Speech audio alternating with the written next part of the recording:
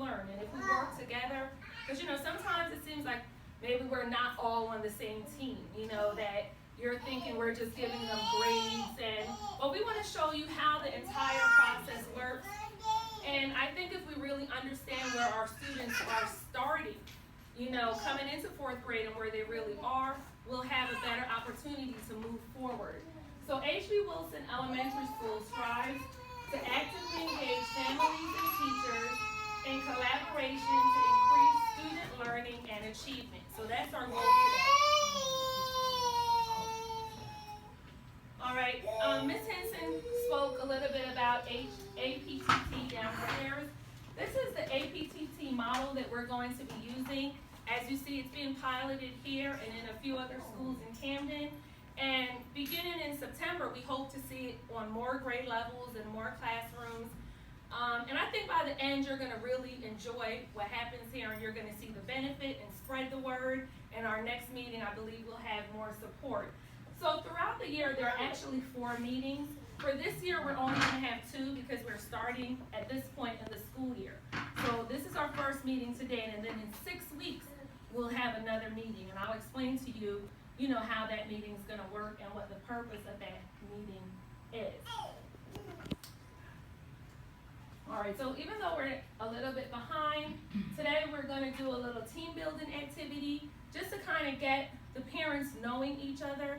Because sometimes, and it's the same thing we try to teach the students, some students have a strength in math while another student has a strength in science or, art or music or language arts. And if they can work together and kind of each use their strengths, it makes a difference. And that's the same thing. We want the parents to begin to collaborate and work together. And not only will that help the students academically, but if the students can see that social circle of the parents getting along, it'll make a difference and kind of tone down some of the other issues, that we have throughout the day in the classroom. So we're going to do some team building. Then we're going to talk about the grade level skill that we're focusing on for today. And then I'm going to share some data with you about exactly how your student performed on that grade level skill. And then after that, we're going to show you one activity today that is fun. I've played it with the students in the after school program and they love it. And it's something that you can do at home, very easy, very simple to help build some fluency for your students in this skill. And then I'm going to give you an opportunity to practice, play with each other, for that activity for a few minutes. And then we're going to set SMART goals. SMART goals are basically looking at where your student is now and then thinking about where should that student be in 6 weeks and what can we do to get them there? How can we best support them to make sure they achieve those goals within that time frame? Then we'll just do a wrap up and you're free to enjoy the wonderful meal that has been prepared for you. So hopefully today you'll get a better understanding of APTT. You'll learn a foundational skill. You'll know your child's current progress in the skill. You'll get to practice the foundational skill with other families and set a learning goal for your child. So that's what we're going to be working on today. Information here, knowing that students really spend 55% of their day and time away from the school and only 12% in school. What does that actually mean, going forward? So I'm going to give you about 30 seconds or so just to talk about it with your neighbor, and then that's the turn and talk part, and then we're going to ask you just to share out, something that you talked about.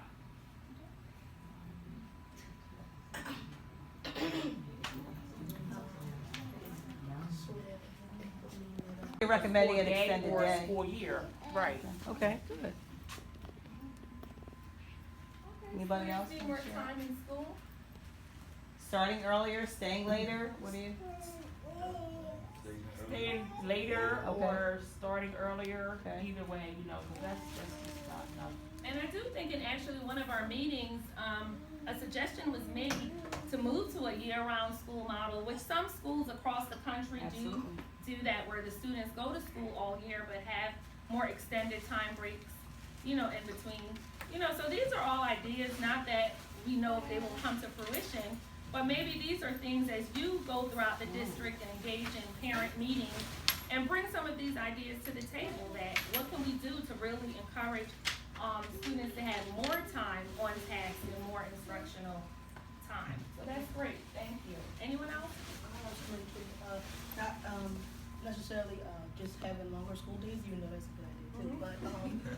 doing more school activities at home that's away from school. You know, things that challenge them a little bit more at home during that time that they're away from school. So not necessarily just like And not homework. necessarily homework, but yeah, things that kind of just keep them challenged They all the need time. things sent home every day. Yeah. And No. also with the summer stuff. When I was growing up, we used to have to do summer reading, summer projects. projects, Yeah. all that stuff, right? Yeah. That we had to do during time away from school. So we still had to learn something over the summer. Those are great suggestions. Great suggestions and ideas. I'm sure, you know, Ms. Henson will take them back, you know, to whoever gets to have some more input, you know, in some of these things. Yeah, Anyone? yeah, I believe more communication with the parents and teachers, and not only just when there's a problem with the students or with another student, you know, and it leads to the parenting conference meeting and all that. More parents need to get involved, as far as with the teachers, to know exactly what is taken away from them learning. Is it because they're talking? Is it because they're not participating, being smart, whatever that kids do? That way the parents can have a clear view of exactly what's going on in here, where we can do, are you lacking in this area in school? Well, you're gonna do it 2 times more at home. You know, because with our kids at home, like you don't get rewarded unless you're entitled to it, and we don't play with the school. But while we not here, we don't know anything. They tell us one thing, and then somebody else says another thing. Or we ask the kids, they say, oh yeah, we're doing good, and I'm doing good. And then when you go to the parent-teacher conference, it's like, what is this? Or the progress report, you're like, well, you know, how come I didn't know anything about this? Or so. And I definitely think that's great. And, you know, speaking as a teacher, I think we all start off the school year and, you know, we have lofty goals that we're going to call the parents every week and send home a progress report, you know, every week. And, you know, the parents can log in on Genesis and check their students' grades, and we're going to faithfully input them every week. But things happen, and, you know, we have to take responsibility for that. I do try, and I hope all of you in here have my phone number, you know, or some of you are on Class Dojo, so you get to see, you know, kind of what goes on every day. And I'm always open for you to call or text anytime. You know, if I don't get back to you right away, I think I have a fairly good track record of getting back to my parents.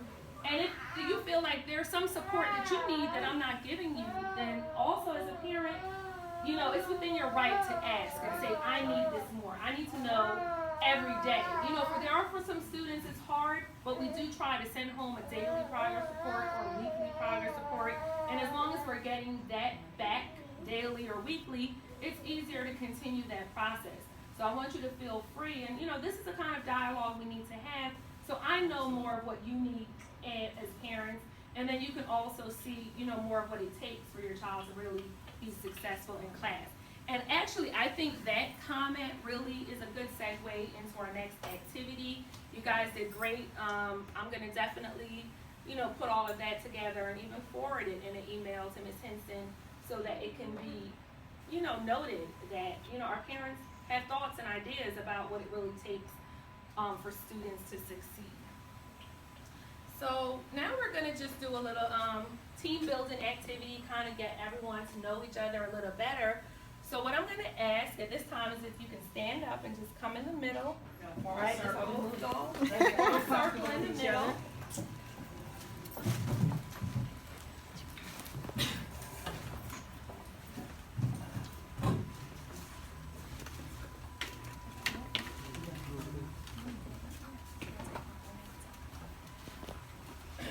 All right, so you can form a circle. So the first thing I want you to do is just kind of introduce yourself and your child's name as you're standing in this circle. And I want you to share a time when you felt proud about something you did as a parent. All right? It could be anything. You felt proud that you cooked dinner 5 days in a week. That's not always easy.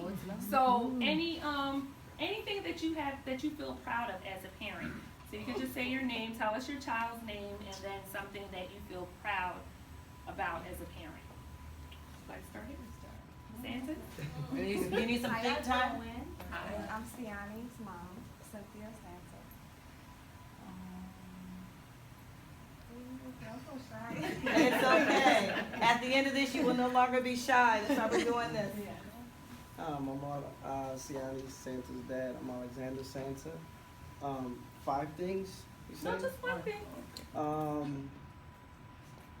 She's my princess. That's my princess. One thing, me and her have a lot of communication. She knows she get home from school, straight to the table, schoolwork together, we eat dinner together. That things like that that's important to me. When you sit on the table with your family, that's where the love come out at. And that's very important to us. Okay, great. Thank you. Hello, my name is Morris. Shania Moore's mom. I don't think I can wrap it up into one specific thing that I'm proud of, but I'm very proud when I get compliments on my daughter from outside about her being respectful, about how smart she is. So it makes me proud as a parent to know I'm doing my job right. If other people can see it when it translates outside of the household. Absolutely. My name is Annabelle and Daisy mom, and I found my daughter because I go to the church. Nice. She sing and then Awesome. the church. My English is a little. That's Oh, good. super. Yeah. I love she's smart. She helped me in my home. This is everything for me and my other son. My name is Dawn. I'm Aubrey's mom, and I'm just she makes me proud because like we struggle a lot. I'm a single parent, and I struggle a lot. But she's always like, "Mom, it's okay," or she's like, "Mom, I love you." So she understands, and that makes me proud. That makes me feel good. Absolutely. My name's Carl Sewell. I'm Zana Taylor's stepfather. I'm just proud to be able to be here because the real father's never around, so I take care of Zana, try to help her with her own work, whatever she needs, make sure she's good. So that makes me proud, and she's always happy just for me to come here for. Excellent. Excellent. Right. Excellent. Yeah, you guys did great. Thank you for sharing, and thank you for allowing me. I should have asked you if you minded Right. if we were videotaping, but this is not going anywhere. I'm just very proud of this moment. Okay. Yes. And actually, what did you say your last name was? Sewell. So as soon as we're done, I'm gonna make you a name tag so you can have, your own. So thank you for really being here and. I'm always here as honest. Yeah, I see you all pick her up from after school program and things like that. All right, so right now, we're gonna do this little activity, and the goal of this activity is to keep this balloon in the air. You guys have to work together, so you might wanna, tighten your circle a little bit. And this balloon says education, right? That's what we're here for, education. It's really important, right? And we wanna do everything that we can to help our students succeed.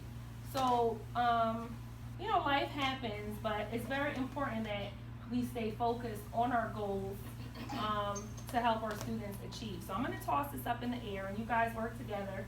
Don't let it land on the floor, okay? I have all faith in you, all confidence. I'm putting it in you, all right? So, but I know that as Oh my parents, you can't spend all your time just focusing on education, right? Because bills have to be paid, right? So you gotta keep it going. You guys might want to get a little tighter, right? And in addition, don't let that education fall, right?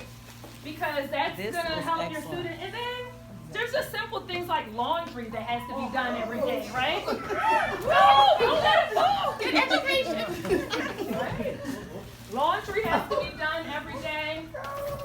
And then there's just unexpected stuff. Life happens. People get sick or, the bills fell. The bills fell. Well, they'll always be They'll there. always be there, right? But don't let that education fall. I'm watching you. That red balloon needs to stay in the air. Oh, you got bills again. Some of you got to use your two hands. And then what about housework?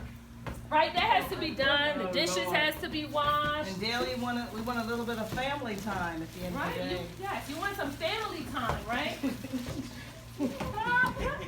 Oh, This is like literally After me the kids struggling go to at bed. home trying to get things done After with my children go to kids. bed, you're And gonna then- need I'm just like some. all over the place. Yeah, what about personal time? Time for yourself. Don't let that education balloon fall, because that's why we're here. Working together. Now, we had more parents here tonight. Yeah. I think this would be a It'll little be easier? Right? Yeah. I'm helping you guys keep it in the air. And then what about your friends and your community? They need you too. You're active in church or in different things, and they want you to be there when they call. They want you to support their activities. And what's the Siani's Who parents cooks that that she likes meal, to? you know, every day? Right. Right, make sure that your kid stays fed. All right. And some of you, I think one student told me their dad wasn't going to work today so that he could be here. Right? So we thank you for that. Right? I was working, It's but important. I was working at home. Well, they're keeping They're education up. keeping That's good. education up, so I ain't go to my I wanna job, make but I'm sure. still working And what at about home. your kids? They want to play sports. They want to dance. They want sleepovers. Keep it up, keep it up. They want you to take them to the movies. All of these different things. Is that what's standing? Oh, whoa! Hey, focus. Yes. All right, great job. Give yourselves a hand. Okay, so while we're collecting these, who can just tell us, share out, what do you think the purpose of this activity was? See how strong you are. I failed. They all on the floor. I believe it's Juggling everything that happens. keep each other up. Okay, to help support Teamwork, each other. there you go, you can Teamwork. Okay. And as It's parents, just as we part of learn, everyday life. I still got that education. You still Right, got right, that right. education going. And as a community, right? And as a community, right, if we can all work together, you can go back to your seats. Great job, yourself in hand. If we can all work together to help lighten some of the load a little bit, you know, what if you teamed up with another family that lives close by and you guys took turns cooking meals twice a week? You know, something like that. Or, you know, what if one person, you can hold on to it. What if one person, you know, helps the students with their homework on a different night? You know, I help on Monday, Wednesday, and Friday, and another parent helps on Tuesday and Thursday. It gives you a little bit more time for personal stuff or community things or things that you'd like to do. So hopefully, even by the time we leave here today, if you're not as familiar with each other, you may see if there's a parent that has a similar strength or a like, or any of the other parents, because I know some of you in this classroom do know some of the other parents and get along well. Yeah, I think that would be a great idea. We actually had a kid, a boy, that bullies my daughter. Like constantly calling her names, beads, and all kinds of stuff. And we got, you know, with the mom, we made them apologize to each other. And I said, listen, that's my daughter. You don't disrespect women. You don't disrespect girls, man. You know, I guess maybe his dad ain't around or something. But I said, you shouldn't be doing that. You have a mother right there. If somebody call your mom them names, what you gonna do? I'm gonna get mad. I said, all right, well, don't do that. But you can come over here with me anytime you want. You want to play the game? You got homework you want to do? You can come over here with us. I'll teach you some guys. that's so important. Yes, and they are. We haven't had any more That's of those excellent. problems. Wow. And that's what we That's awesome. need, because, I mean, let's be honest, you know, about where we live and, you know, some of the struggles that are happening here. Not just here, because they happen all over, you know, the country. But you're right. There are students with parents who are not there. You know, I had a class one year where like 8 fathers had been killed, or they were no longer alive. So think about all of those. Puede ser. De aquí, de estos números, el nombre que yo creo que la nena pueda. Ajá, en 5 minutos. ¿Cuánto ella puede hacer en 5 minutos? ¿De qué? ¿De problemas? Sí. Ok, ya entendí. Y lo pongo acá. Ajá. Ok. Thank you. Yeah, Gracias. okay. Sí. All right. Then you're going to say, by the next APTT meeting, I want my child to solve So if they had 24, maybe you want to say 50 or 40, something realistic. Now, you know your child better than me, so you know if you practice with them every day, that you can push them a little further. I'm not going to tell you that you can't, do that. All right? Yeah.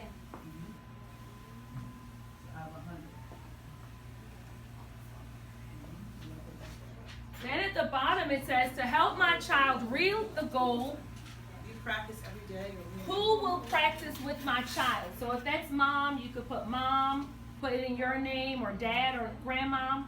Who can actually practice with them on a regular basis? Y'all put more than one? like next time, Yeah. how many would you like to show us?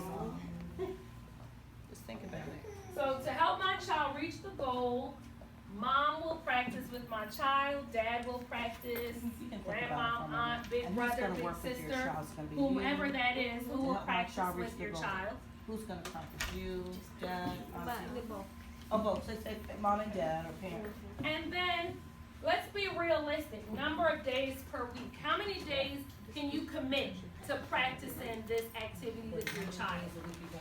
We want to strive for at least 3 days a week, right? Okay. So if you can commit to that for 3 days a week for the next 6 weeks, I'm going to practice and we're going to play this activity. That's excellent. If you can do more than that, that's wonderful. But let's set it to be something realistically that we can actually get done. All right? And how long each day? We're going to practice for 10 minutes a day, 15, 20 minutes. What's a real time frame that you can actually do? All right, so does anyone have any questions or you need me to come around and help in any way? Ms. Little? Okay, we're about to wrap up. We get so Okay, involved. headache? You want something? You want to see someone have something? Ms. Little, do you have anything for a headache? I got prayer. There you go. I'm just saying. Hey, I'm just saying. I want the top that says teacher copy. Do you want to rewrite it down for you? You don't have to be from your head. If you want to rewrite it, go ahead. I have to translate in my section. I have to translate. Translate it. So in here is everything that you need to do to play, to practice that skill. And as a reward for being here, I'm gonna get some of those jumbo cards to you to practice. Are the jumbo cards the kind you guys think it? Or you think the ones that? So we use a regular standard deck, which is a little bigger than even what you have. Do we keep this over? Did everyone get a And package? and before the evening, so we're gonna give you we're gonna make a copy and give you the 100 chart to go inside of this. We apologize for that.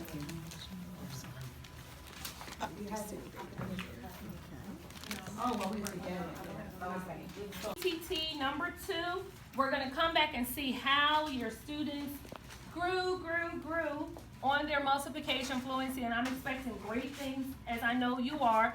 And we're also gonna introduce another skill based on language arts that you'll get to practice with them, and even leading out through the summer, which is an idea that some of you said. So just quickly, what did you guys think of this APT meeting or format? Do you think it's something the district should really Yes. focus on? Yes. Yes, can we get a little bit more? We're gonna make that serious commitment to work at home. Yeah. Okay. It was fun. There's nothing that we can't do. Good information, do you feel like you have a better understanding? Of what we need to do as parents and for our children. Okay, excellent. I'm speaking for myself. And share with everybody, everybody you see with, share so we What is get that more, little more program families I'm talking coming. about? That the parents go on, the dojo? Yes, What is that? Yeah, I can, they've all brought home your, careers mom It's when you play that's on sports. there, cause I messaged her back and forth. On your phone, so you can play. Oh, but you, okay, so, all right, I'll send home, each student has their own. Tell you how they do throughout the day. Oh, you could Like ask if they them. get 100% green and then they So get you'll green and see, they like get every some- time they do something great, they get a merit and it shows up on there. Every time they do something that they shouldn't, they get a demerit, and you'll see, it'll tell you why. They were off task, they were talking, they were being disrespectful, they were on task, working hard, participating, and you can say here, And please feel free. Anything that we can do to help, you know, because we want to work together. And that's something you've given me a lot to think of how I communicate with parents and something I need to improve on. And how we can all just work together. Because the end goal is to see our students succeed, right? To help them become even greater or better than what they think. And if we speak positive things and we speak life into them every day, we know that they'll achieve that and they'll reach those goals.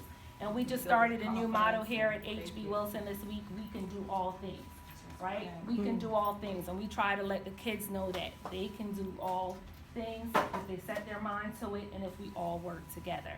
All right, so thank you guys very much. And can we give it up for Miss Allison and Miss Badger? Yes, for their time, and we appreciate your time and all the effort you put in. Yeah. So you can head down to the cafe. Oh goodness. Miss Badger, how did you feel about how the APTT #1 went? And do I have your direct APTT number? #1. After sitting for a couple days or hours of training and seeing a day like this, Okay. it went smoother than I actually thought it would have ever gone. So I look forward to May. I look forward to next school year. Listening to a parent tonight, she just enjoyed this so much more, felt it was so much more beneficial than that quick interview for, you know, grabbing the report card, a few comments from the parent. This parents engage, they engage with each other. They had an opportunity to take a look at the data right in front of them. And listening to all of them, they were really interested in seeing how they could look at this data and go forward at home and how they could really work with their child. So I'm excited, and I think it's a great thing. Well, we're excited, and thank you for participating. Thank you. And I am so proud of the staff for things that you just absorbed in and you were able to give it back out to the parents today. And everybody had their own take and their own spin, which made you all unique, and we all sat in the same training.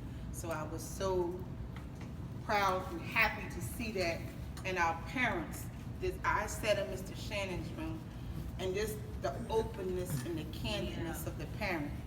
You know, just to be able to say, I don't know what kind of math y'all doing, but I was trying to help my child, but just the openness. And that's what we want, because we can grow from that. I didn't see her being mad or upset or anything. This is how it is, and I really want to help my child, and I hope y'all have more meetings like this so I can learn. So that was the one thing in the room that I was in. So we need to debrief. We need a secretary. And I can do that later if you want me to. Okay.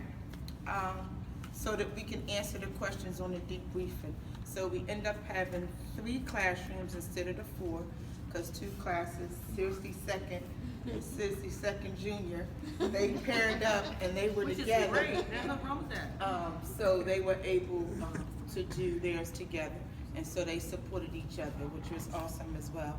And for those teachers who were paired up to support other teachers, Miss Badger and Miss Little with Mr. Shannon, job well done. Miss Allison, I keep telling you, you were fabulous. That's all I keep having. You were fabulous.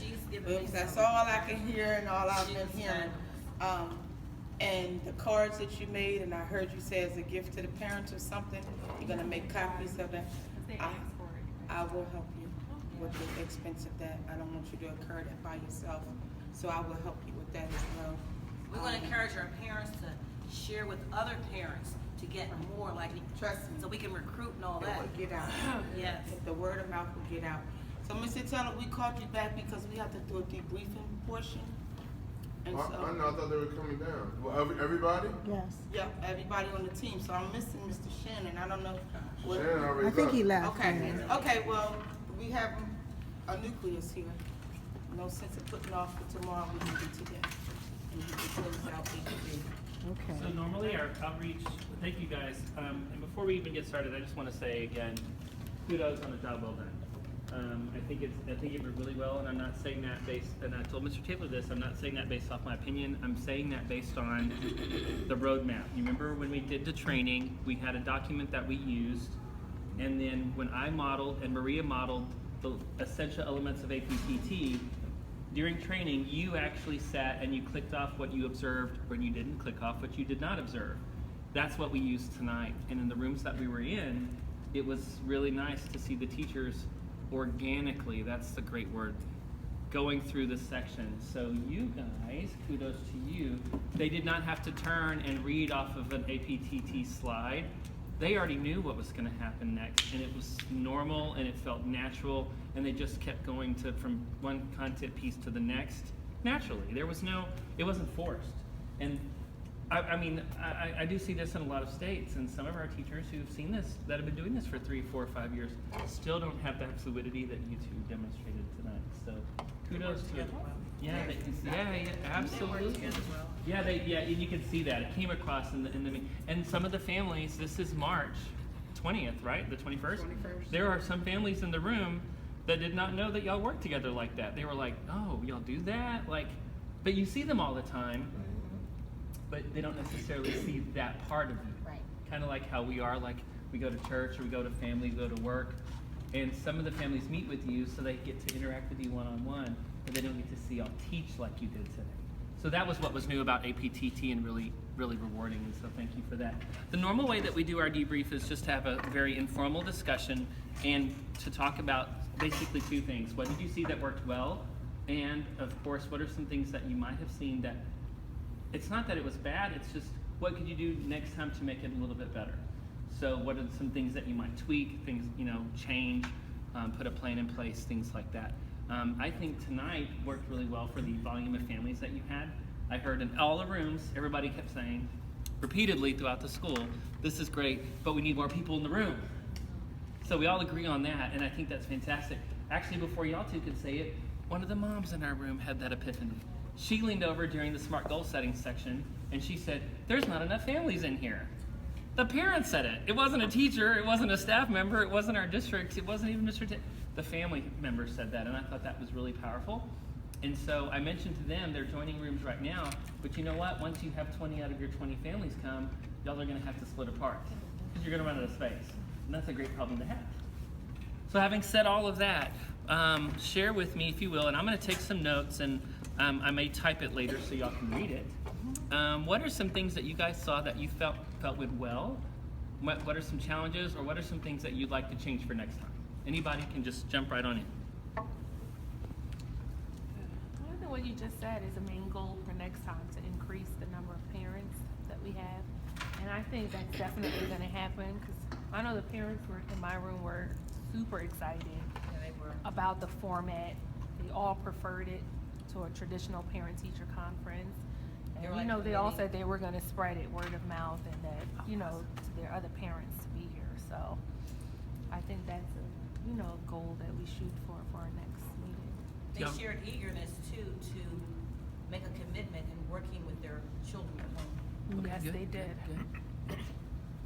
Do y'all remember what I said during training right upstairs in the library just a few weeks ago? I told you guys, and I don't know if y'all believe me or not, but I told you at the time, I said once APT takes root, your parents are going to drive your attendance. Remember me telling you that? Yeah. I made a comment like that. And your parents proved it tonight with what they were saying. Like, I didn't, you know what I mean? Like, once folks get a taste of this, there are some families who have really liked the one-on-one, and that's okay, and they might need that. And of course they do. And we don't want to remove that as an option. I have a feeling you guys are so generous. If a family member said, I really do need 5 minutes or 10 minutes, you're going to talk to them.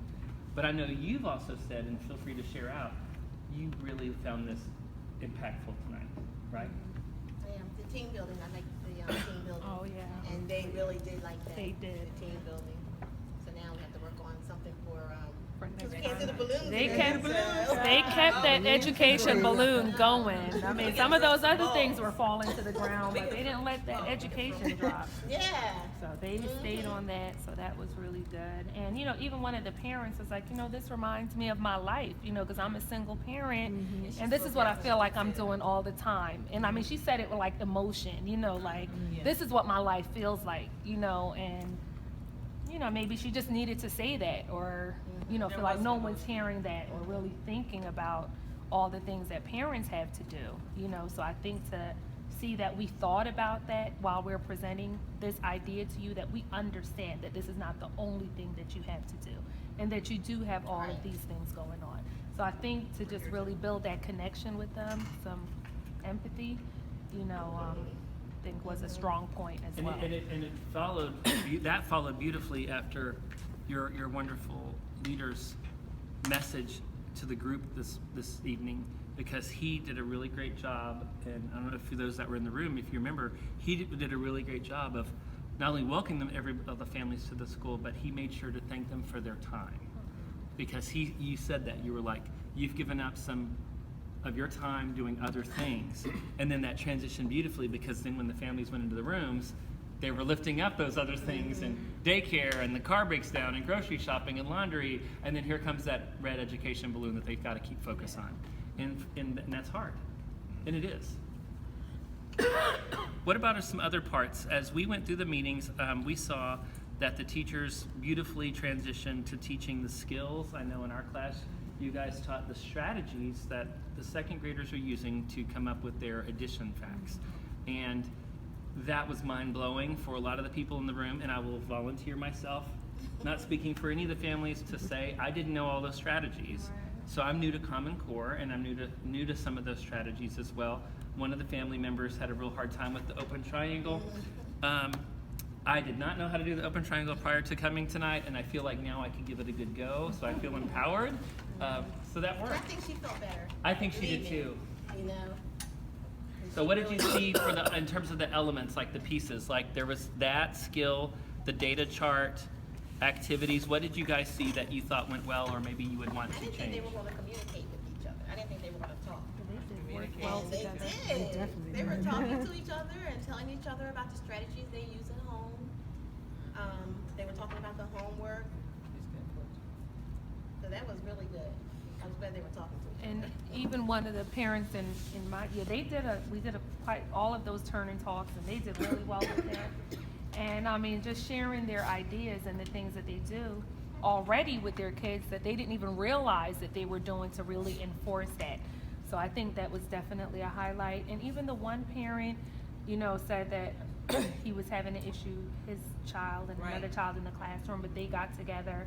He realized that child didn't have a father in the home, so he extended himself to the mom, or to the family, that if he needs, like male support, that, he's willing to do that.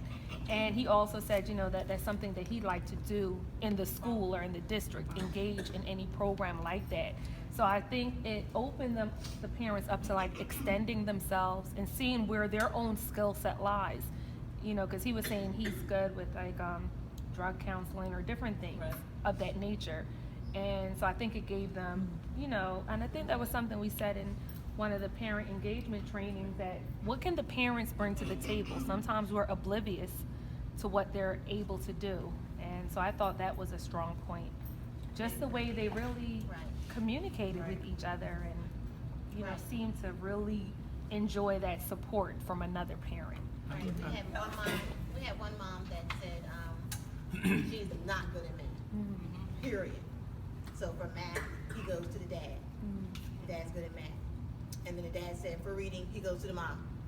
She's good with the reading. So that was nice that they feel each other like that. And for cooking, he goes to the dad. I think it took away from the myth that, I don't know, it was just mind blowing going in different rooms, because a lot of times we at teachers in our minds were like, who helps them with their homework? Are they helping them at home? And I think like the big aha for me was a lot of times they just might not be equipped with the skills and that they needed. So I felt like the group side went and did a really good job of showing them different strategies and why. And the parents asked some very good questions about why are we using this new math? This is complicated. And then this the engagement piece, the interaction was good. They all kind of interacted, asked questions, participated. And it's almost like one of those things like you have to be a lifetime learner. So I feel like with anything, us as staff and the parents, I feel like they kind of feel comfortable now knowing like, okay, well, I didn't know this. Now I have these strategies on how to do this. So it wasn't like, oh, I didn't know this, I'm not gonna try it. Everybody was actually willing to try. And like you said, this making the connection on why they were doing it, I think was important, because they do things that they probably don't even thinking about.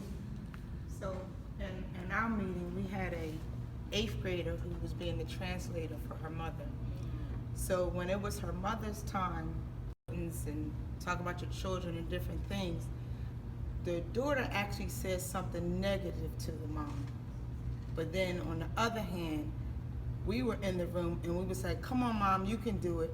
And mom sure did. She got up, she told us about all her children, what she was proud of, and the whole 9. So even though the daughter said something negative, just the warmth in the room, and mom was able, she's like, okay, I'm gonna do this, and then she just started speaking and saying, and she was more comfortable.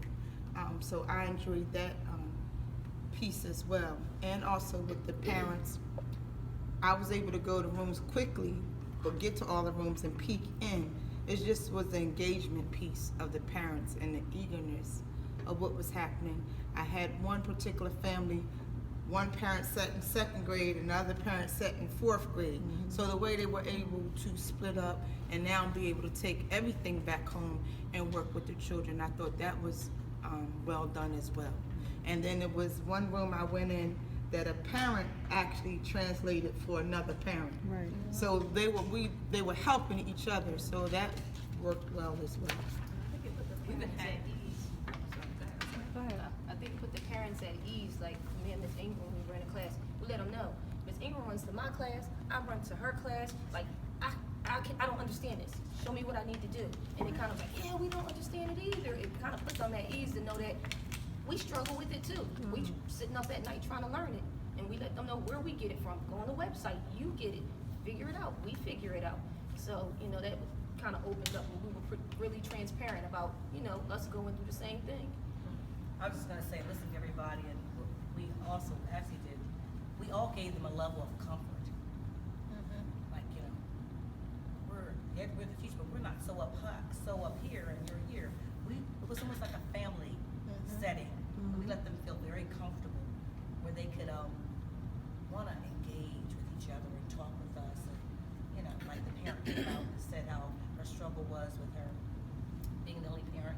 And also we also had one parent, because we didn't have a student there, another parent, they were both Hispanic, translating for each other. So one of the things that lends itself well to what you're doing there, I want you guys to realize what that is and make sure to put it in a box and label it and then celebrate it. Was that warmth that you just mentioned? And that's not accidental, so I want to make sure that research will tell you, Ebony and I were talking about this before the meeting started tonight. I know that you went to hear Dr. Karen Mapp, who's a leading family and community engagement expert in the country, speak. And the dual capacity framework actually states that for adults to learn, they have to feel comfortable, they have to feel safe. But also, there's one really key important thing about that, and that is that for family and community engagement to work, educators that are working with families have to look at families, and I'm really glad he said it too, with an asset-based lens, meaning what can you bring to the table, rather than we need to fix you because you're broken lens. Right. And I think had any of us in the room tonight, myself included, approached our families with that, I don't think we would have this warm conversation we're having now. Because I think when adults think, well, I've got to fix you, that automatically you're like, why do you got to fix me? I'm not broken. But instead, I think everybody here, and that goes to the culture of your school, to say, we're here together, and you guys did a fantastic job, because at the very beginning of the meeting, not at the end where I usually see that, you started it off by saying, we're learning too, and we're not perfect, and we're going to make mistakes, and it's okay. And when you did, you could literally feel people in the room go, yes. And then after that, APTT was easy, right? So I'm gonna bundle y'all up, and I want to take y'all everywhere I go. I think another powerful moment for my parents was seeing that data. Even though we did just the multiplication fluency, and I did explain to them that when they left 3rd grade, they should have had a fluency from 0 to 10, and then the first 3 months of 4th grade should be, the 0 to 12. And I think when that chart went up and they saw their student number, and they were really blown away, I had no idea my child only knew 24 facts, or, you know, we only had 2 students that were at the target or above, you know, and the rest of them were significantly below. And even the one parent had a student in there who had 0 on the assessment. And even I spoke to her afterwards, and she was like, my heart was broken because I just did not know she needed that much help. She was like, I knew she was low, but I just didn't know, you know, to the extent. So she was like, this really opened my eyes to what I need to do and how to make that a priority to help her, because I just didn't know, you know, that the deficit was so great. And so I think that was a real eye-opener. And, you know, we always talk about data for educators, how that's so important to let it drive your instruction. But I think for those parents, it's going to drive, you know, what they do at home. Because when you see a C on a report card, it doesn't really mean anything, you know, but when you see that and you can say, this is exactly what that means, it made a big difference. And I saw that on my parents' faces today. Like, They're receptive. Are you, There was no you know, negativity. They were like, what can I do to help my child? Where can I go next?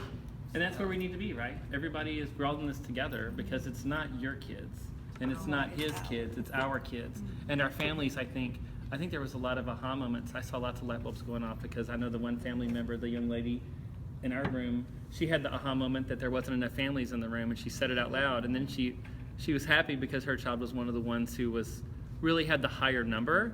But at the same time, she's like, oh, I thought she was, I don't think I really, I mean, obviously the mom is working a lot, well, you can tell with her children, but they hadn't met the goal line yet. And so that kind of was, oh, well, she's doing well, but she could be doing better. And that kind of like put the fire into her to be like, well, then what do I need to do? And then she realized, she's like, I can't rely, y'all have to teach me how to do the open triangle. And then she wanted to learn how to do it. But she didn't want to when you came in, because when you went to hand her the open triangle, she said no. And then by the end of the meeting, she asked you how to do it, because she didn't want to take a picture and send it to her older daughter anymore, who's been doing it. Well, you guys, I think you're on a great step. I would recommend that because of the lateness of the year, it's in March, we're going to be coming to May. The model, if you read through your book, and everybody I know has the booklet, it mentions that usually during the 2nd or 3rd, you might start, a lot of teachers on a regular APTT academic year will start adding other skills. I don't think that that's going to be wise for this particular time because it's March. So, and besides that, this will be the last APTT team meeting when you have it in May. So build on what you have now. So in the classrooms that we saw where you're talking about that math fluency and you're mentioning about those facts as well now that you're adding them to 12 and not to 9, build on that for the next one in May. So that way, this, you know, and Mr. Taylor even said it, you know, families, we've given, you know, your teachers gave them these 40 questions and 1-minute test, and the kids are close, but they're not at the bar yet. And he said, we're going to give them the test later in the year, and with your help, you're going to see the growth. And that's actually what we're wanting to see. So keep doing what you're doing great jobs, hopefully, and don't hesitate to send home some of these activities to families who didn't come. So if you see them at dismissal, put them in their hands and tell them what it was about. Obviously, you're not going to get a chance to do a 75-minute meeting with the door open handing something. But follow up to the best of your ability. And I know that your family operations coordinator has monthly meetings. You know, you might want to say, hey, if you have some of my families that didn't come to APTT, can you give them this, whatever. Just leverage the things that you have here without spending more time and money to get those into the family's hands. And this is a great start. And one way that can also be taken care of is with the home visits. So you may, at the home visits, be able to bring a packet to a family that didn't get a chance to come. And, and I think just also, I was talking to Corey about a family in college class where they struggled a little bit with the skill themselves, the 2 dads. And so he mentioned having like a little cheat sheet in there for the parents so that when they go practice at home, so whatever that triangle concept was, some type of overview some way to for answer. parents, and because they may that forget. You guys did similar because y'all showed them the website so that the mom who was struggling on the open triangle could now go on the website, see the problem, and see the problem. And the answers. And there were several families in here who have been very engaged your whole school year long, who know Mr. Taylor, who know you guys, and they looked at y'all and they were like, we didn't know that was there. but it's gone home multiple times on flyers. I'm going to say, but they did know. They did know, but they did. You know what I mean? Right. Trying to read, by us in the Right. class, by us showing it to them now, they'll be more Right. encouraged. Kudos, guys. You guys did a great job. Well, way to go for APTT 1. Everybody did an amazing You did job. a really great job. Everyone jumped in. Miss Wahid swept my HB. floors, Yes. cleaned the desk off, like all of us, Yes. you know. Little one around. Everyone just, you know, Yes. had to do their part to really get it. We use in the classroom. Yes. Every time we are from pre-K all the way up to 8th grade, and perhaps even in the high school, when we're having classroom discussions, one of the big things that we encourage students to do is talk and explain their ideas. Not just show us how you solve that math problem, but you need to be able to explain it and understand it. So we want you, Ms. Little did say you're gonna play the role of kids today, of the students. So really quickly, I just want you to turn and talk to your neighbor, Ms. Santa, help support each other as a community. It's gonna increase student achievement. It's just gonna make them better citizens. Not just better students, but better citizens and more Things like that, productive things like in that, life. I'll get involved with. Like, you guys got a fatherhood program you're gonna start? Yes, yes. Fatherhood program? Yes. I already signed up. I'm going to get involved with that. And man, it'll help, man. It'll help, especially with the students. Joy is Like right now, the teachers down there. Right now, I deal with like a lot of homeless and addicts, prostitutes. You know, I deal with people like this out there on the street. And with kids, I always had something with kids in the sense that I always wanted to be a youth counselor. And why? Because of my past. You know what I mean? So. And that's awesome. And I think you can definitely connect, you know, with Ms. Henson and see exactly where you could fit in, because I know they do have dad's programs and things like that. Yes. Could you put the name tag for? Absolutely. How you doing? Thank you for coming. You can sit right here. Actually, it might be that one, but it's fine. Okay.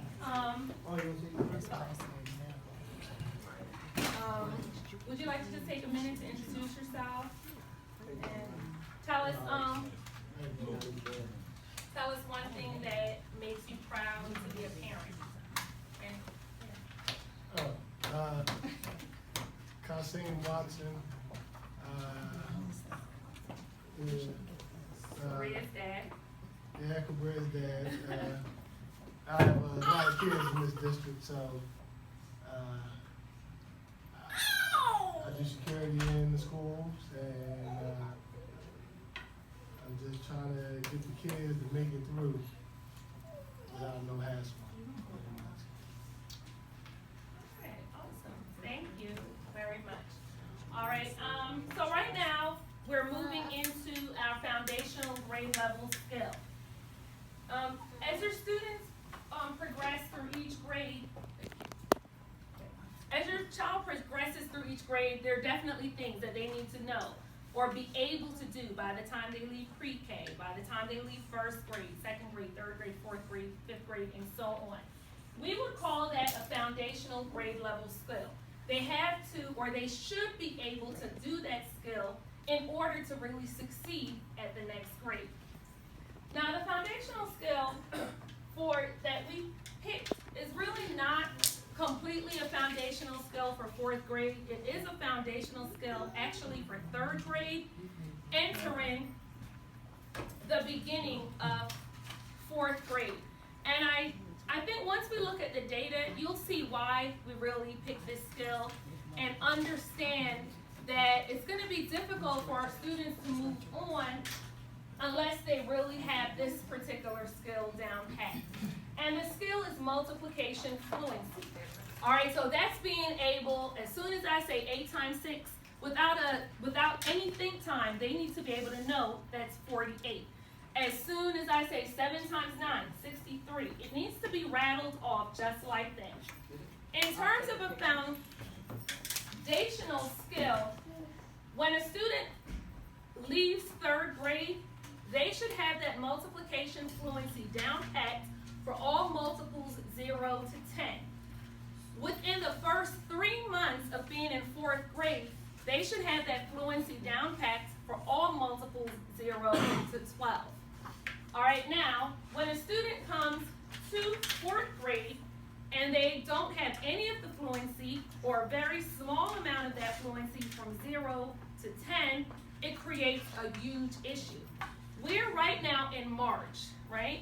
And currently we're working on things such as multiplying by 2 and 3 digit numbers by each other, division by up to 4 and 5 digits and 2 divisors.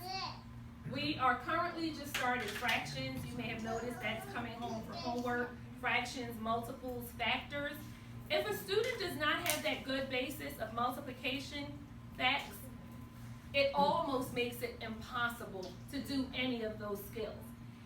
So it's important that parents understand, because a lot of parents may say, well, I don't understand, how comes my son is getting a D in math? All right, well, when I'm grading their math, the grades that are reflected on a report card are reflected of grade level skills.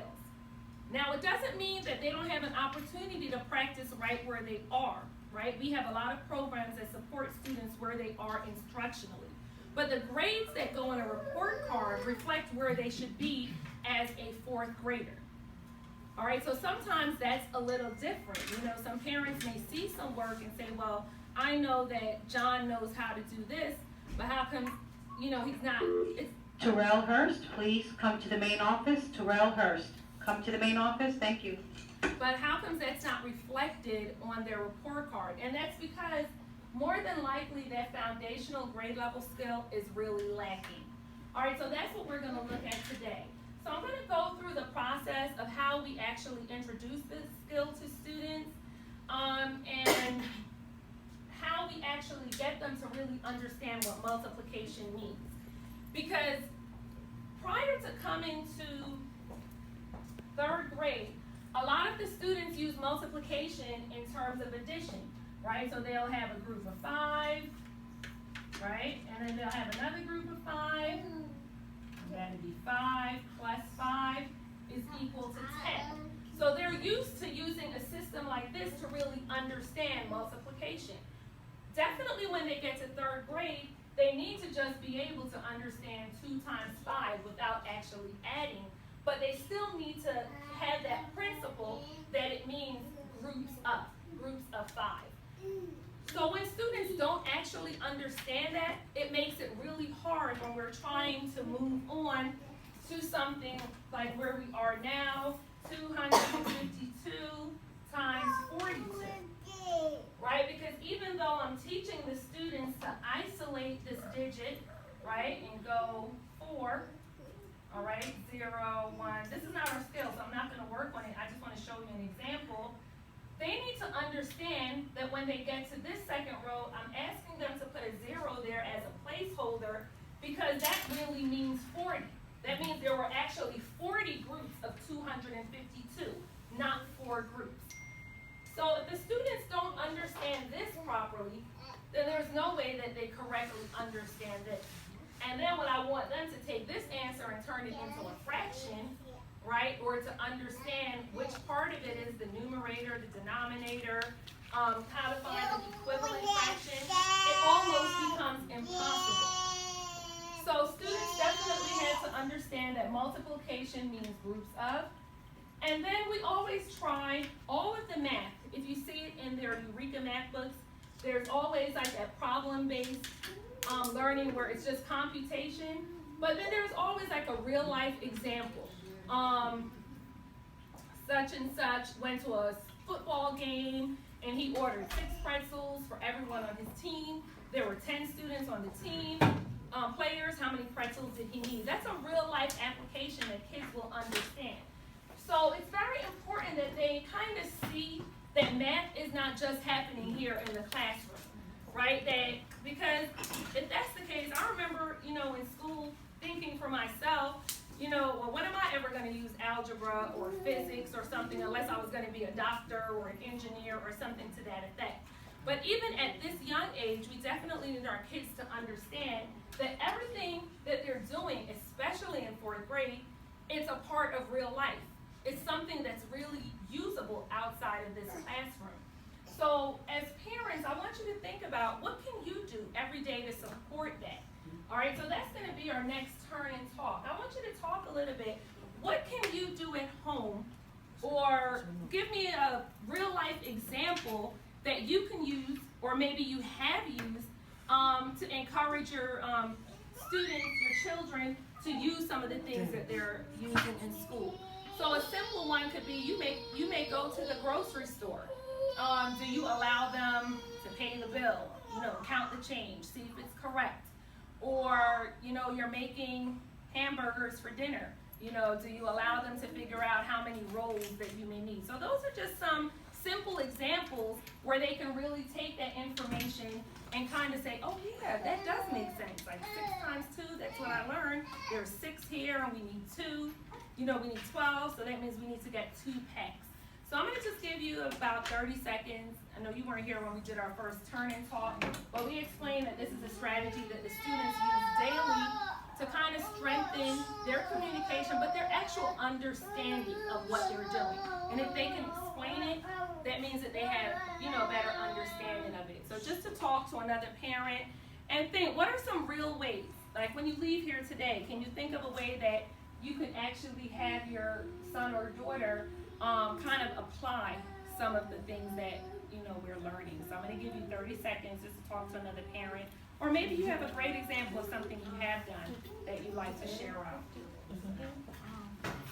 Clean in the home, read, watch TV, or go somewhere. I was thinking like along the lines she said with sending them to the store, making sure they have the correct change, and a proportion in how much they have to buy with how much food is being served, stuff like that. So those are some pretty good ones as far as teaching them how to the store. You ask me, how much is this? I'm gonna change now. Instead of giving $1 bill. Cook at all that. She's like, all right, this is $1.50. Simple Just example. go to the store and buy 3 bags of chips. Even from But how much change is left? She will tell me There are some like, families make that sure. allow Show you to me get so about out of the week. Well, I wouldn't That's have a habit, like I what? want to rent this video. Right, so this is something that you're already doing. So even as we're adding multiplication into that, Teaching them to I want you to think about, teaching them to be that, All that kind like kind of pushing beyond the addition and subtraction That's and good. using Nice that, example. multiplication. So example, even if you're sending $10, her to the store and say, well, I want you to have 3 I'm bags gonna of give you chips, this, how much more cost do you 25 cents for each bag, how much money should I give you? So you may want to do that before she goes to the store, so she's actually thinking that way. You know what I mean? Some of the simple things that they do, get a loaf of bread for dinner.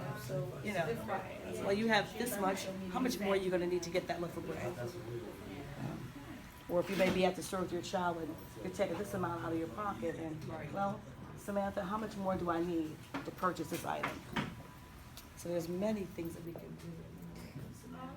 And then they'll get to the point where, without you there, they're automatically thinking about it, just doing it ahead of time. All right, great. So I heard, a lot of great things. And a lot of these things you guys are already doing. So it's just a matter of kind of elevating what we're doing to kind of meet the students where they are. Is there anyone who'd like to share out something that they already do or something that they're going to do in the future in terms of how to take what we're learning in the classroom and make it real life? Well, I kind of took your example, but that's was one of the things that I like to do with my daughter is that when she goes to the store, making sure she has the correct amount of change to get back down to the change. Because sometimes she try to get over and say, well, I counted the dollars right. No, I want you to count down the change right. You need to know how many pennies, nickels, dimes, whatever you're supposed to get back. And we were also talking about how with cooking proportions of food. Like if I say, oh, well, we're cooking hot dogs tonight, you got a pack of 12. I need you to go to the store and get me enough rolls for all 12 of the hot dogs. That way she knows how many she's supposed to pick up and how many packages and stuff like that. So those are ways to kind of incorporate math in the daily. Okay, excellent. Anyone else? I can share my partner's story. She was referring to cooking and how most, like I know my parents, and she was saying that she doesn't use a measuring cup. But her daughter uses a measuring cup. Mom, how are you making these measurements with a measuring cup?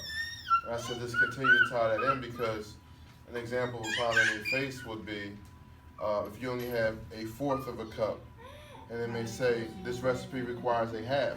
Right. That's fraction scenarios that you can just incorporate with them right away on a simple activity as cooking. So they're not even thinking about the math aspect of it, but that's an everyday practical use of that. So she shared that. Yeah, because I don't use a measuring cup.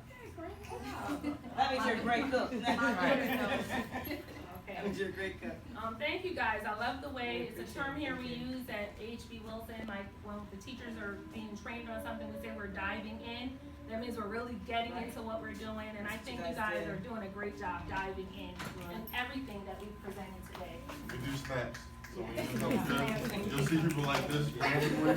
It's for a reason. It means like we're doing a good job. Snacks. All right, great job. So again, math fluency in terms of multiplication. So multiplication is important because class data, and we're going to look at the data, indicates students need more practice. We're moving towards an end of year learning target where the students are going to take their PARC assessment in a few weeks. Building block for more complex math, we talked about that. And it's just needed in everyday life. So it's extremely, I've taught 5th grade. Actually, this is my first year in 4th grade, but I taught 5th grade. And I can't even begin to tell you how difficult it is to move the students along when they're really lacking this skill. And I'm really beginning to see that now also in the 4th grade. So this is the assessment that the students take. In their Eureka Math, they have what is called sprints. And not before every lesson, but maybe every few lessons, there's something called a sprint where they have 1 minute to solve as many problems as possible. It's not always multiplication. Like now it's fractions, so they may have 1 minute to add some fractions or something like that. So they do that sprint for 1 minute, then they get another sprint for another minute, and they have to see if they improved on that. Now, in terms of this assessment that they took, they each had a sheet, not this exact sheet, but the same format where there were 100 problems, multiplication problems 0 to 12, and they had 5 minutes to solve that problem, to do as many as they could. The facts were all mixed up, jumbled over. So some kids use different strategies. They may have done all the zeros first because they know that's going to be 0. And we take it for granted that they may know that. And this assessment revealed to us that they maybe didn't know that at all. Or that they use addition instead of multiplication, which is why they may not have fared as well. All right, so what we're going to do now, this is our class data. All right, so you can see on this data, there are 18 students in the class. So each student has a number instead of putting, their names up here. So out of the 100 problems, the number of problems on the test, there were 100 problems and they had 5 minutes. So this is the scores for all the students that are in this class. And this was taken about 2 weeks ago, so you could see where they were. All right, so this 70, this orange line here where you see the 70 was our current target. I wanted the students to try to get 70 of those correct, right? Because at the end of 3rd grade, they should have been able to do 100 problems just up to 10 in 3 minutes. So I'm giving them 5 minutes to do it all the way up to 12, and I wanted them to hit a target of 70. So as we can see, we only had 2 students in this class who were able to do that on this assessment within the 5 minutes. Doesn't mean that they may not have done better another time, but we're just talking about this particular day. So we see that we have a range where there were 2 students, who weren't able to get any correct for whichever reason. Off the top of my head, I'm pretty sure when I looked at the data, had me walking all over the place. Library, down in the campus. That's on that side. And then we see a range all the way from 0 to 87. So what we're going to do now, we're going to look specifically and to see how did your son or daughter do on the assessment. So if you look in your folder, try to just keep the folder so only you're able to see it. There is a chart. Unfortunately, it's not in color, but I fixed it so you can still work with it. Right? You had that same chart. On the right side of your folder, there is a number that correlates to your child. Right? So you can see if your child is number 5 in your folder, then you can look here and see how did your child do. You know, what did number 5 get on that assessment, or what did number 17 get? Yes. All right. So, you know, the number is written there just so that you as the parent can be able to see that, you know, how specifically your child did. Now we want to talk about, you know, where your child is, right, compared to where they should be right now. And really by the end of June 19th, or when school is over, we expect them to be able to be at 100%. Now, realistically, you know, a child that's at 4 may not get up to 100%, right? Well, we want to move them as far along as we can on this to make it better for them when they go to 5th grade. I feel like if we can send our students to 5th grade with a better understanding of this, it's going to make a really big difference on their level of success. All right, so I just want you to take a minute, if you need another minute, just to look that over and see, you know, exactly where your child is. And just to kind of think about that, you know, to yourself as we progress through the night. And, you know, at the end of the meeting, inside of the little buckets that are on your desk, there are some sticky notes. So if you have a question that you want to ask me personally, you can put it on that sticky note, and then, you know, just make sure you give it to me at the end. That way we can, you know, talk about any questions that you may have.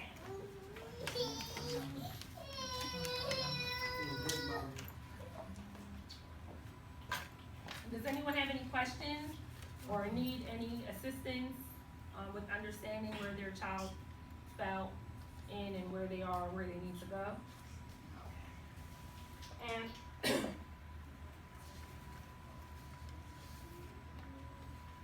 so I think we can just, instead of doing a turn and talk, because I don't want to go over our time, just some thoughts. You can just share out. What do you think about the data that you saw? I mean, were you surprised by it? You know, not necessarily just for your student, but for the class in general. You know, anyone have any thoughts or comments about that? Teachers need more practice. They need more practice. A lot of them. They need a lot of practice. All right. Yeah, and that's basically it. They need to practice this skill a lot more and to gain some fluency in that. I think that if she can't see, she need to let everybody know. And also, she need to keep up with her glasses. It's the 3rd time she done broke her glasses. So that has a lot to do with it, because she's very smart, and it shocks me that she's this low right now. And she need to stop worrying about what somebody else think, or how somebody else think about her, or what she's doing. She need to pay attention and do what she's supposed to do to graduate. That goes back to where teachers, parents communicate more with the teachers. And break that down more and more and more and more. And not only when something just happens, you know what I mean? It should be random. Like, hey, you got a minute after school, early in the morning. Hey, Just you got because. a minute. It helps out a lot, man. That way the students see the thing is, see a lot of times at home, because you got to remember everything starts at home. A lot of times at home when the parents ain't on the same team when it comes to disciplining the kids, they come to school with that attitude. Then what happens, the teachers and the parents ain't on the same team. So it's kind of no structure for them to stay on the schedule. Well, you know what I mean? actually, hold on, we want to say a little different. Because if you ask any of Zaya's old teachers, I don't know if you was Zaya's teacher before, but no, any Zaya's teacher. Zayaja was never like this before. Then, when I'm seeing like different things and different attitudes, she want to do the same thing other kids do. I'm hearing she done went after and did something somebody else did, following after, trying to be a follower and trying to fit in. When she's at home, she don't do that. So when she's at school, she tries to put on this act to try and fit in. So that's what's going on. It's not always, oh, what's at home. They can hear it around and they hear their surroundings. It could be anywhere. Your child's going anywhere. Even if you're telling them one thing, they have their own mind. They're going to turn around and do something else. Okay? My purpose of saying that was, if the parents could communicate more, with the teachers, so the students can see that the parents and teachers are together. You know what I mean? And every time they think about acting Class up. Dojo, and that's where Class Dojo come in at. And I also show her, yes, your teacher just told me this and that about you. Look what you did. And then her, Mrs. Allison lets me know, well, Zaisha done gotten better since this and that, or she done did this and that, or well, she started doing this and that again. So I don't know what's going on, so we could be on task, because we cannot come up here. They don't allow us to come through these classrooms. So we have to communicate with them also. That's why they call it Class Dojo. Because all the time, all parents can't be everywhere at the same time. You can't see the teacher all the time. Right. So that's when Class Dojo come in place. And I really definitely appreciate all the comments, and trust me, I'm taking it all in and definitely seeing what I need to do and how I can better communicate with all of you, even if you're not on Dojo, or even if I don't get the time to always update it, as much, as I would like. But I definitely want to see how I can best support your student, the best in that area, which way is best for you. All right, but I do want to also be mindful of your time. So this is an activity that we want to send home with you that you can practice with your student at home. All right, and before you leave today, you will get one of these bags, and it'll have the directions for the activity. It has the cards. There's also in here a set of 6 timed tests that you can do every week, with your child to see if they're improving. And if you need some more, just let me know. Now, this is not the exact one that they're gonna retake, because in 6 weeks, they will take the same assessment again. When we come back for that APTT meeting, I'll let you know how much they have improved. And if I see in between that a student has made some great growth or strides, I will try to send home a different activity for you to work on, with your students. Because already, there's 2 students that are above our little goal. By the end of the week, we'll be getting an additional activity that they can practice at home, because just from meeting that goal. So you will each get one of these. So this game is called Multiplication Wars, and the kids love it. So Ms. Badger and I are going to demonstrate for you very quickly how to play and what you can do at home. So it's just a basic deck of cards, right? So at home, you'll take the joker out. You won't need that. There's a little sheet in your package that tells you the value of the face cards. So the ace is worth 1, the king 12, the queen 11, and the jack 0. All right. The 10 is not really necessary because a lot of kids kind of know that 10, 20, 30, 40. It's not. And plus there is an actual 10 in there that's easier for them to use. So basically, the parent and the student, would just divide out the cards. I'm going to just, for the sake of time, but you would probably be a little bit more diligent in doing that at home. So basically, Ms. Badger will be the student, and I'll be the parent. All right, so we're going to flip over our cards, right? So whoever says it first, so this jack is worth 0 times 6 is, all right, 6 is wrong, right? So 0. Okay, so I'll take it. Whoever gets it right, they take it. All right, 4 times 10, 40. She said it first, she keeps it. 24. Let's pretend we said that at the same time. 24, we would leave it there and then go again. 7 times 0, 0. All right, so we said it again. The king is 12. That's 5 times 12 is 60. I got it correct. I would take all of these cards. So you would continue until the deck was over.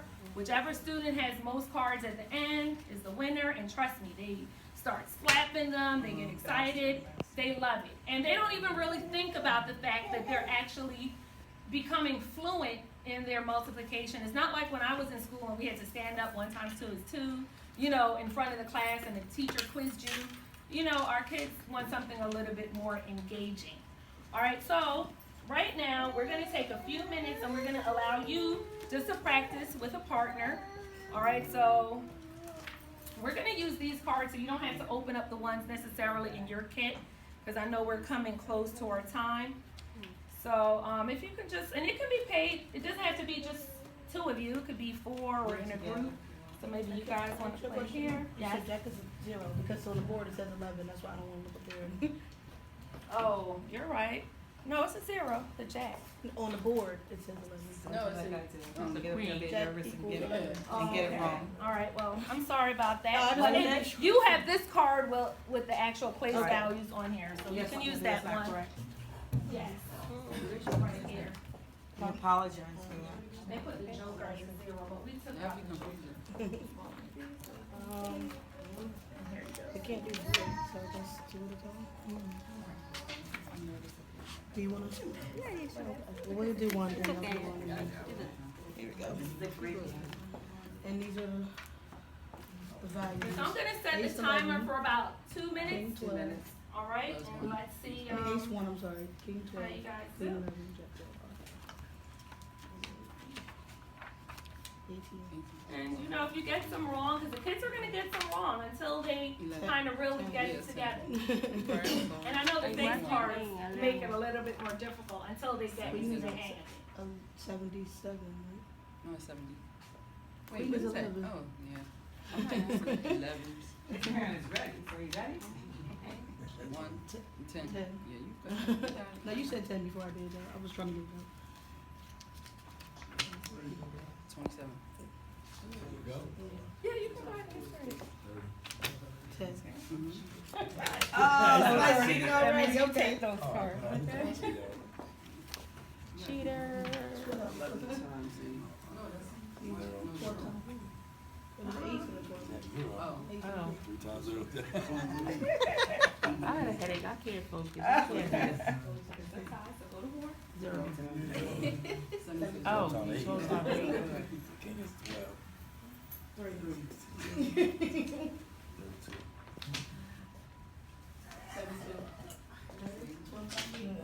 84. 92. Zero. Have y'all stopped up here? We lost. Oh. No, this is a king. So that's a It's a queen. diamond, actually. I only No, see the a queen diamond is on worth it. 11. Oh, the queen is worth See, the 11. queen is worth 11. 11. So it's So 11 times 8. 11 times 8.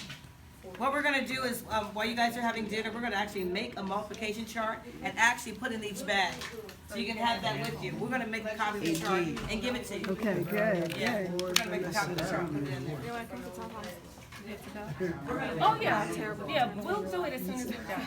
All right. So we're gonna make a copy. Okay. And I gotta get the cat. Come on. Okay. We're gonna make a copy. Sometimes, But of course you won't Well, get not it. those, but you know We'll make a copy. what? So we're all practicing together. Our kids might beat us. That's all our kids are at home. I'll see if I can get to that. The only ones that gotta do Yeah. right? Yeah, yeah. All right, so. 3, 2, 1. Okay. All right, so our time is up.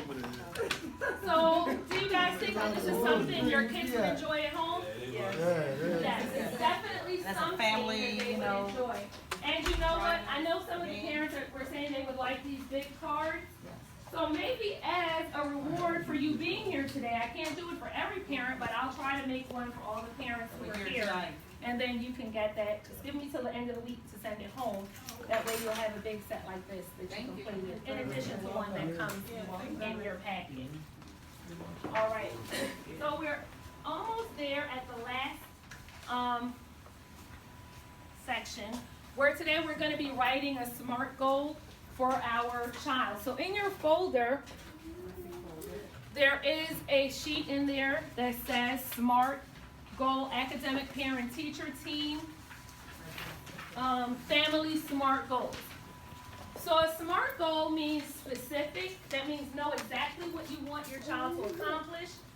Measurable, that means we can actually count that.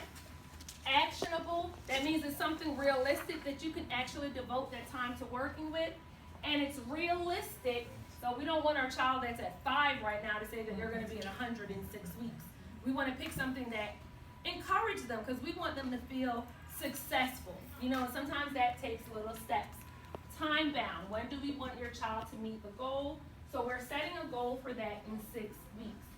So if we were to look on here, how would you fill this out?